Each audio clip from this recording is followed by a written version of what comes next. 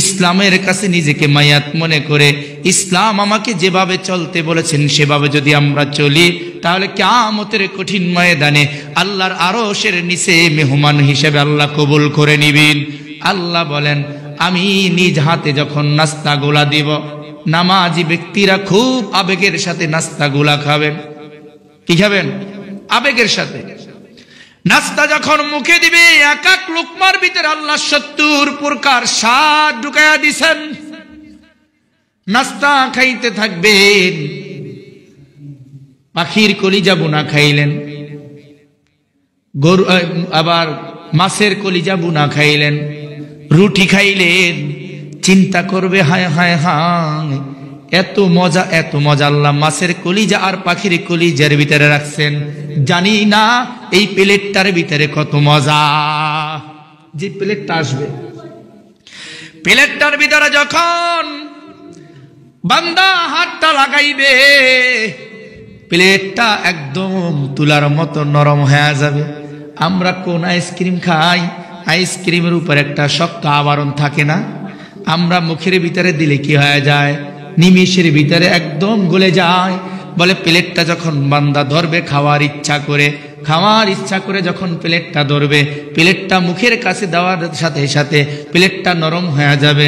মুখের ভিতরে লাগানোর সাথে সাথে প্লেটটা একদম হালুয়ার মতো মুখের ভিতরে চলে যাবে। এই প্লেটটার ভিতরেও ৭০ প্রকার স্বাদ আল্লাহ ঢুকায়া রাখছেন। সুবহানাল্লাহ।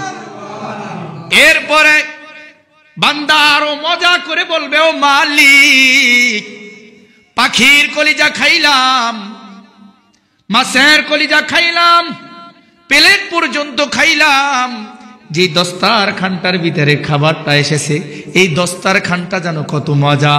আল্লাহ বলে, বান্দা তা কি চাও? বলে, দস্তারখানটাও খাইতে চাই। আল্লাহ বলে, খাও। যখন দস্তারখানটা উঠাইবে, মুখের ভিতরে দেওয়ার সাথে সাথে শরবতের মতো গলে যাবে। ওরে স্বাদ! রুটিতে আর কি স্বাদ, গোস্তে আর কি স্বাদ, প্লেটের চেয়েও এবার ওই দস্তারখানের ভিতরে স্বাদ বেশি। অথচ আজকের যদি কারো ঘরে জিজ্ঞাসা করা হয় রসুলের সুন্নাত দস্তারখানের ভিতরে খানা খাওয়া, একটা দস্তারখান দেন, বলে না না, আছে গামছা আর আছে মহিলাদের ওড়না, দস্তারখান অনেকে চিনি না। কি চেনে? অথচ দস্তারখানের ফজিলাত কত জানে? ছোট্ট একটা ঘটনা শোনাই। দুই আল্লাহর ওলি দুই প্রান্তে থাকতেন। দস্তারখানের বরকতটা শুনি। দুই আল্লাহর ওলি দুই প্রান্তে থাকতেন, মাঝখানে একটা নবী, দুইজন বন্ধু। এক বন্ধু আল্লাহর ওলি ৩ দিন যাবত সে কি করে নাই? খানা খায় নাই। আর এক বন্ধু জানতে পাইলে যে আমার বন্ধুর খাবার কি ফুরায় গেছে। এখন বন্ধু করছেন, বন্ধু বলছেন যে ঠিক আছে, আমার ওই দোস্তের জন্য খানা পাকাও। মহিলা আল্লাহওয়ালা খানা পাকাইছে। বলে, আমি তো আর যেতে পারবো না, আমি মাজুর মানুষ, তুমি নদীর পাশে গিয়া বলবা, আয় আল্লাহ, তোমার ওই বান্দার জন্য আমাকে পার করে দাও, যেই বান্দা নিজের ইচ্ছায় বিবাহ করে নাই, ইচ্ছায় সন্তান নেই নাই, যিনি নিজের ইচ্ছায় খায় এসে স্ত্রীর সাথে সহবাস করে নাই, এই আল্লাহর বান্দার জন্য আমাকে নদীটা পার করায়া দেন। মহিলা এবার চিন্তা করতেছেন, যাক আগে পরীক্ষাটা কইরা নি, কত বড় আল্লাহর ওলি হইছে, তারপরে সাইজ করবো। আনে আল্লাহর বান্দি বিসমিল্লাহ বলে যখন নদীর কিনারায় গিয়া বলো, মালিক আল্লাহ, তোমার বান্দা বলেছে যে নিজের ইচ্ছায় বিবাহ করে নাই, নিজের ইচ্ছায় সন্তান নেয় নাই, নিজের ইচ্ছায় স্ত্রীর সাথে মিলন করে নাই, নিজের ইচ্ছায় স্ত্রীর সাথে মিলে নাই, এই আল্লাহর বান্দার জন্য আমাকে নদীটা পার করায়া দেন। বিসমিল্লাহ বলেছেন, পানি শক্ত হয়ে গেছেন। আল্লাহর বান্দা, আল্লাহর বান্দি নদীটা পার হয়ে ওপার গেলেন।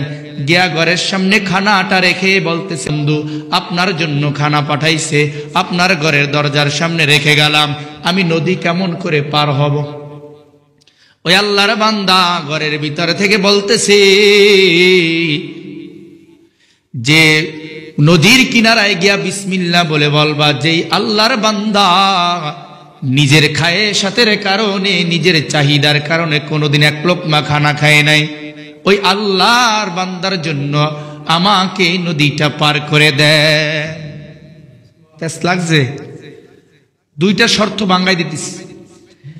মহিলা এবার রাগ হয়ে গেলেন, তাহলে আমার সাথে এই আল্লাহর বান্দা যতদিন মিলিত হয়েছে, এই সন্তান হয়েছে, বিবাহ হয়েছে, সব কি অবৈধ হয়ে গেল নাকি? আমাকে তো বলেছেন, আমার স্বামী তো বলেছেন যে নিজের ইচ্ছায় বিবাহ করে নাই, নিজের ইচ্ছায় সন্তান নেয় নাই, নিজের ইচ্ছায় স্ত্রীর সাথে মিলন করে নাই, তাহলে আমাকে কি আমার স্ত্রী, আমার স্বামী বিবাহ করে নাই, আর এতগুলা সন্তান হয়েছে, সব কি অবৈধ নাকি? এবার মহিলা রাগ হইতে হইতে নদীর কিনারা থেকে এসে বলতেছেন, তুমি কিসের আল্লাহর ওলি? তুমি তো আস্তা একটা ভণ্ড।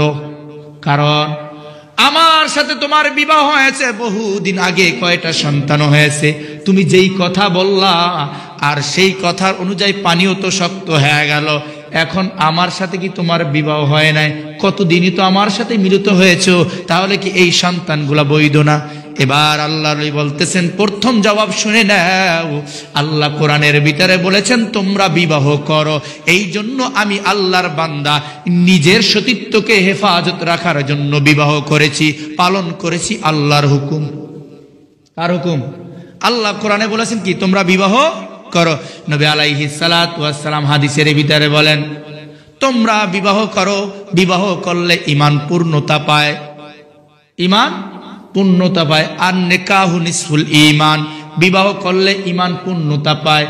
এবার আল্লাহর রাসূল বলেছেন হাদিসের ভিতরে বেশি বেশি সন্তান নাও, কারণ কিয়ামতের কঠিন ময়দানে আমি নবী আমার উম্মত নিয়ে আল্লাহর কাছে উঠব, অনেক অনেক উম্মত নিয়ে উঠবার বলবো, আল্লাহ আমার উম্মত বেশি, আমার উম্মতকে জাহান্নামে দিও না, আমার উম্মতকে বেশি বেশি জান্নাত দিয়া দাও। সুবহানাল্লাহ। ও আমার প্রাণের স্ত্রী শোনো, আমি নিজের চাহিদায় বিবাহ করি নাই, আল্লাহর হুকুম করেছেন বিবাহ করো, এই জন্য বিবাহ করেছি।